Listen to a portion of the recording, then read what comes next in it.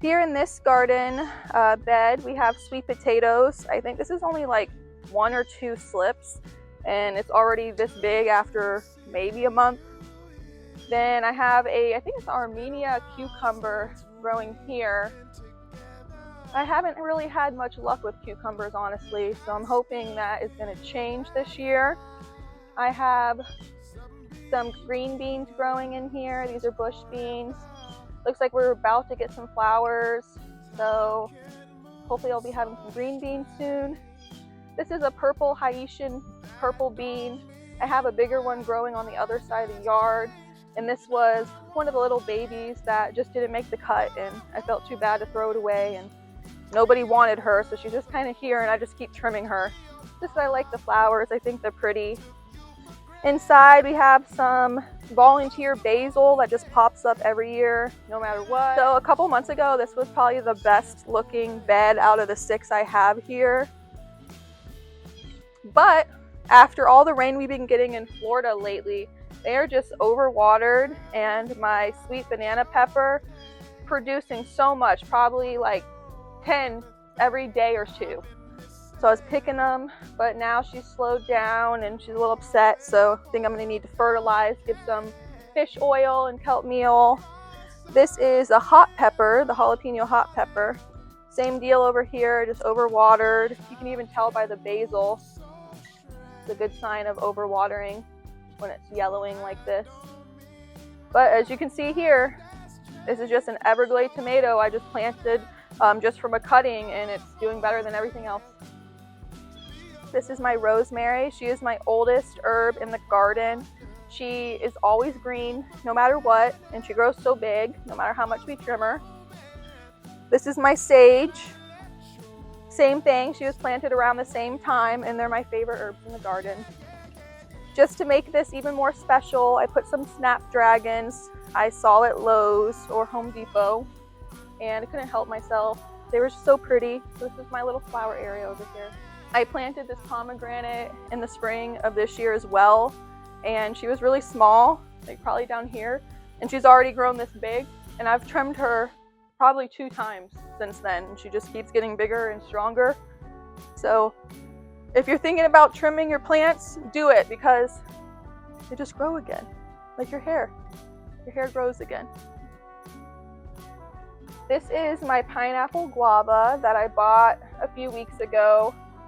Unfortunately, it has spider mites and mealybugs, so I have been treating her. I should have separated her from the others before planting her, but I was so excited to put her in her spot that I didn't wait. So now I am treating this area of the yard and helping get her back to a healthy state. Right here, I have a cantaloupe. I'm so happy about that because I planted this maybe back in April or May. And it's taken that long to get a cantaloupe.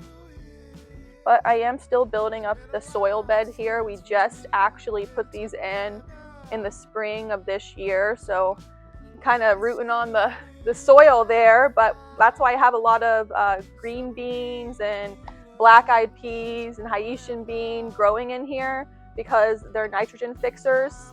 They pull the nitrogen from the air and put it into the soil, so it's going to help basically build up my soil before my fall garden coming up soon.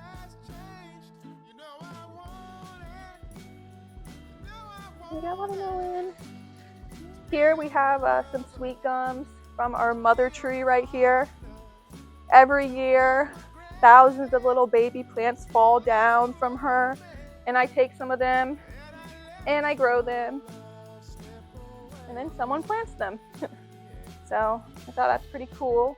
Has fruit on it. Look at this, high dwarf mulberry. I am a mulberry lover. I'll tell you, this has been the coolest tree and plant that you get the bang for your buck.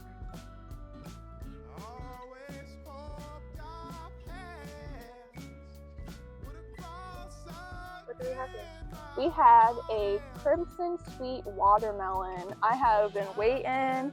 I actually pulled these out of the other side of our yard and put them in the food forest to have more space to grow. And they're doing a lot better. So I'd say that's awesome. This is our Grand Nam that I have planted in my food forest near my apple tree. This is the grocery style banana. So each stalk, once it produces bananas, it's usually about 50 to 100 pounds per bundle per stem. You basically have to cut them down and feed it back to your banana system so that the next banana and pup that comes up is the next producer. So it's pretty cool, the life cycle, it just repeats, but it's definitely important to cut them down and feed them back to the food system here. My pigeon pea has gotten so big. When I put her in the food forest in probably like June, into May, June, somewhere around there, it was only like this big. And now it's already up to my waist and I'm pretty tall. I think having this pigeon pea here is what's happening is it's actually feeding the watermelon. So that's why I feel like we have a bunch more watermelon over here than I did on the other side, because this pigeon pea is actually fertilizing this plant for me. So on my food forest, I have my 3 main trees like we talked about in previous videos. But what I did in between the trees is I basically made it symmetrical. So on each side, I have a mulberry. Behind the mulberry, I have pigeon peas. This one's a lot smaller than the other side, probably getting a little more shade. And then I have watermelon in my garden, especially here. I have French marigolds growing because I've been fighting nematodes in the soil, which are like microscopic, so you can't really see them. And the marigolds actually suppress them and make it a lot easier for the plants to thrive. So before I had a plum here, and now I have a pear. And I think the pear is doing a lot better because these marigolds actually grew in and they're protecting the soil better than what the plum was doing. I also have chives here that helps as a pest deterrent. So we have an okra here because I like, you know, the food forest to be symmetrical. There's another okra on the other side over here.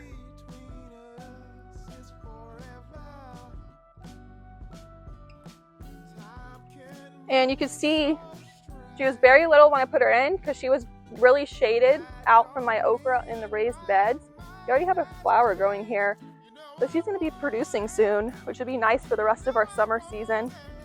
Over here, to keep going with the symmetrical, we have 3 native Darwood blueberries. So I think that's pretty cool. This is the oldest one I put in. I actually added her maybe a month or 2 ago, and this one yesterday. So this one and this one over here yesterday. So I'm excited to see that just because I know I'm gonna have to share with the wildlife. So I might as well have 3 so I can get some too in the family. Riley is picking some Everglades tomatoes. They are our summer cherry tomato to grow here in Florida. When all the other tomatoes seem to stop, this guy keeps going and he just produces. Once they start blushing, and they will ripen up in the house on their own and turn red.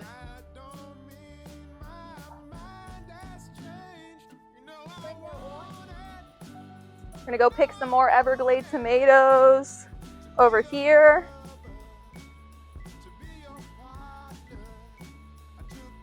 Buddy, you see how red these ones are? Oh. Yeah, Sophia, you can pick some tomatoes. Look, there's some over here. Look at these red ones. Any of the ones, if they're orange or red, as long as they're not green. The green one's not. Yeah, we leave the green ones on for now. Nope, that's yellow. Yellow. Excuse me. I found 2 yellows. Oh, grab them. Yellow. Yeah, that's perfect. That's what we call when they're blushing. That's kind of like a green apple. Yeah, kind of looks like that. Mainly the red one. What about this one? The other one. Not No, that one. Not that one. Oh, look about this one over here. Oh, this one's fluffy. You see that one? That one has some orange in it. Oh, these Thank you, Riley. 2. Here you go. What is that? That is an okra flower.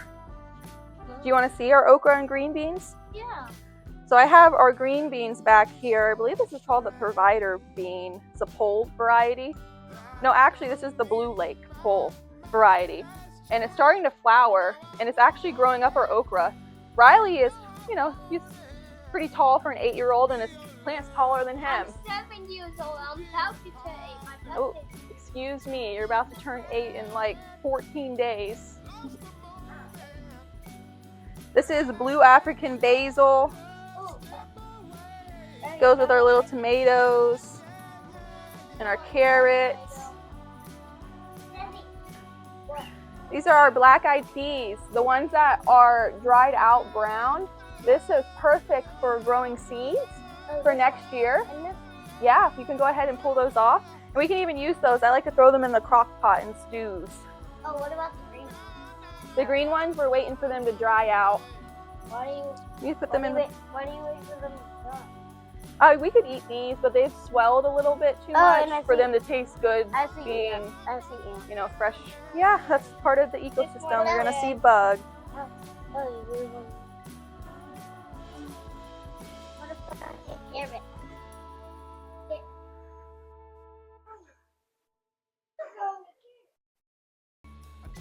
This is Cisco or Sizzo spinach, and we're gonna trim some for dinner tonight. We're gonna have salad.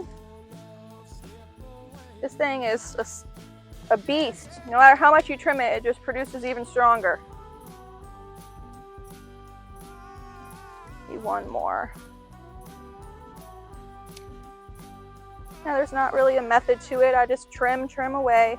Some people are a little more precise with it, but I guess I'm a little more of a chaos trimmer. This is my favorite, the Okinawa spinach.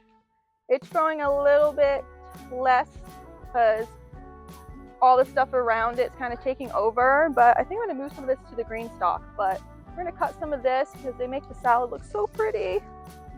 So pretty. Looks like I have some pest damage on here. I guess the pests love it just as much as I do.